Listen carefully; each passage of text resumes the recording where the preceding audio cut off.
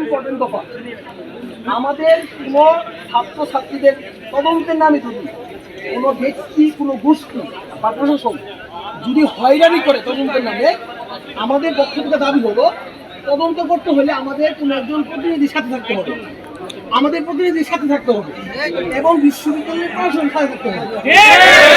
কোনো ধরনের আমাদের হয়রানি করা যাবে না। প্রাথমিকভাবে আমাদের মাথায় এই 4টা দফা আসছে, মেন দফা।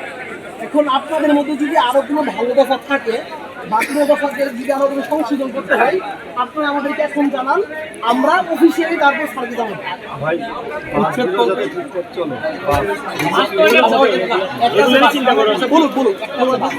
আর কোনো দফা উচ্ছেদ করতে যাতে কোনো ধরনের আইন শৃঙ্খলা মোতায়েন না হয়, ঠিক আছে? উচ্ছেদ করতে বাইরে কোনো মানুষ থাকবে না, তারা বিদ্যুৎ সংযোগ অবাধ বিদ্যুৎ সংযোগ। নগদের কাছে সব গ্রাহকই প্রিয়, তাই তো সারা দেশে ক্যাশ আউট চার্জ সবচেয়ে কম।